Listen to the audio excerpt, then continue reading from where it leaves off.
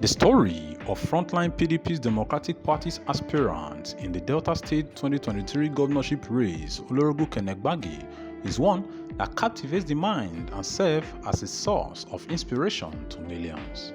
From his humble childhood, growing up in Sapele town in Delta State, to moving across the world in a quest for knowledge and experience, usurping obstacles, challenging himself in the business world, and becoming one of the biggest employers of labor in Nigeria, the former Minister for Information bears it all in this exclusive interview.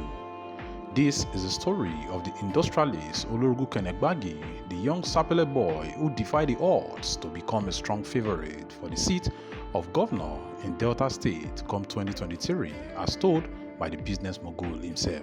I was born in Sapele at St. Elizabeth Hospital, Cemetery Road by Agada Road Junction, to the dual parent of Robinson and Florence, to a polygamous home. Today we're about 22 of us. I went to Bishop Johnson Memorial Primary School, Sapele, by the waterside. And I left and sojourned into Lagos, where I originally went to Baptist Academy.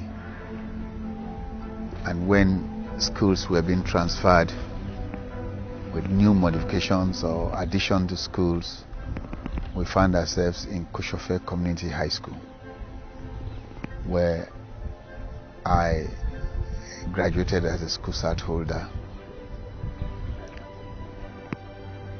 Thereafter, I joined the Foreign Service. I soon then zested for better and higher education. After my secondary school, whilst I was in the Foreign Service, that opened up the opportunities for me to go to Hong Kong. And from Hong Kong, the fastest English area for great education for Americans, for Britons, for name it, everybody from the world went to the Philippines to seek education because it was an English country. At the time, I was shooting to earn a living, to augment my living at the time, because I had one son already. I needed to augment my income. So I was shooting, and I was part of shooting the film The Birth of Hong Kong. So I bought ticket that evening and went to the Philippines. Philippines about 40 minutes flight at the most from Hong Kong.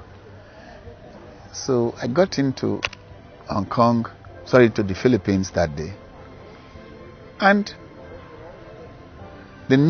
as God will have it, the next day, which was a Monday, was the final day for the registration for this exam. So I wrote the exam and I passed. So I immediately registered to read political science at the University of Santo Thomas, founded 11 BC. So that was where I started.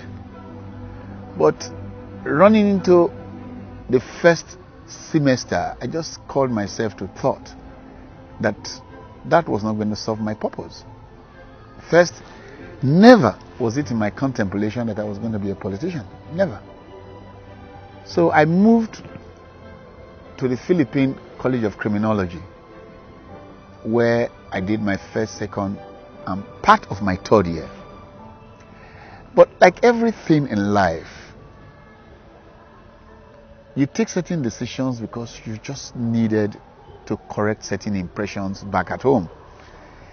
Where I grew up, from this part of the world in Nigeria, when you say college, the connotation is you are talking about secondary school. So when I went to Philippine College of Criminology, I just said, were I to come back home, this people say I went to secondary school, not to university. So on that note, I transferred to Emmanuel Louis Quezon University, a university that was named after the former president of the Philippines. So I graduated from the Emmanuel Louis Quezon University with a BSc in crime. I went to school.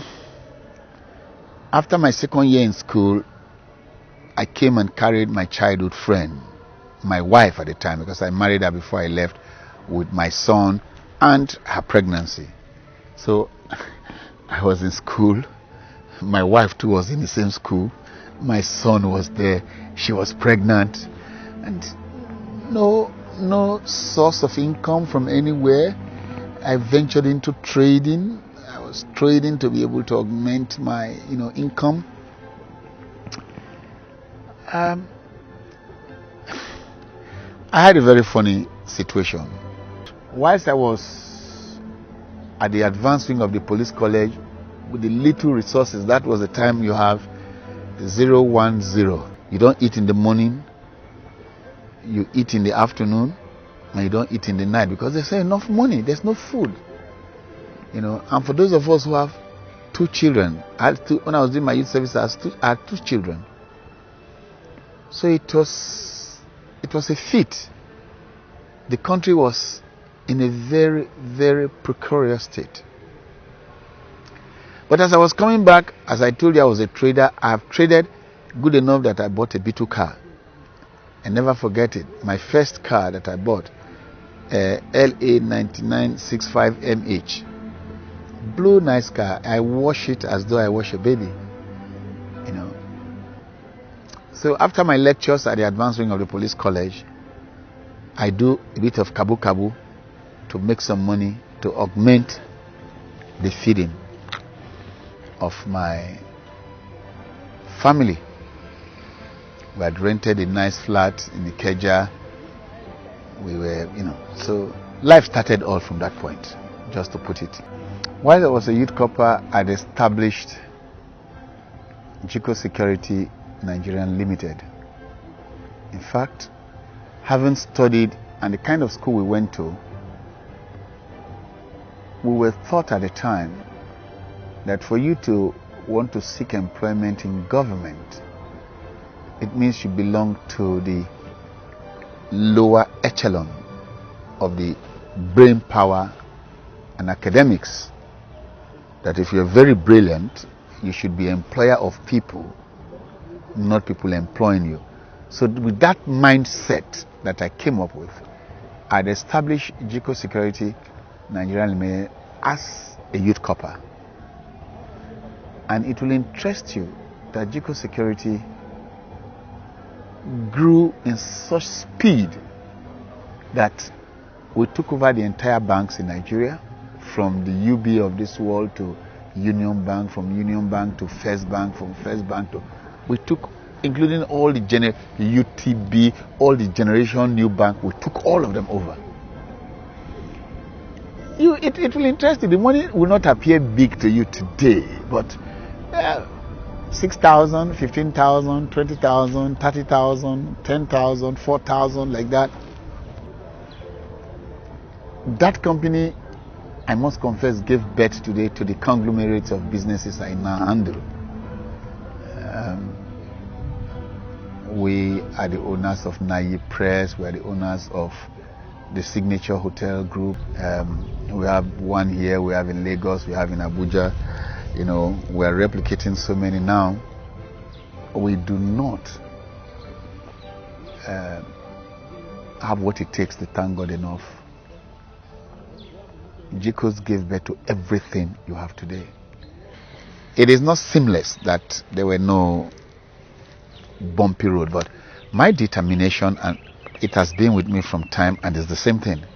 For instance, I've said I'm contesting the governorship. Nothing on this planet Earth will stop me from doing so. And it is with that determination that I plunged into the business world. It's not all rosy, but I must tell you that let us rather talk about the success story. Most significantly is that my again is very funny. I've never taken loan in my life. I don't know what loan look like. I've never seen the form before. So I couldn't have applied. Everything you have seen, as you will see more later, is the grace of God and hard work. I'm blemishless. If you work hard, you believe in God, you are not deceitful, you are not a thief, you are not a criminal, you don't have character issues,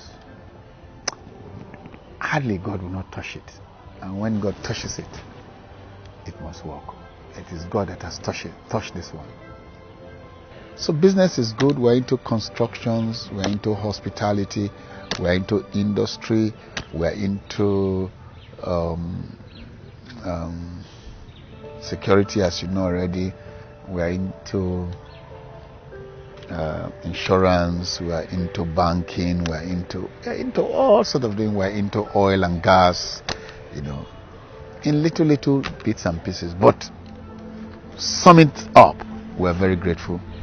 And we believe strongly that God is biased in our favor. First, Delta State. When it comes to business today, I'm the biggest singular private investor physically in the state. If you go to Uvia, where I started, I'm the biggest investor there. So with business, I will transform Delta. With industry, I will transform Delta.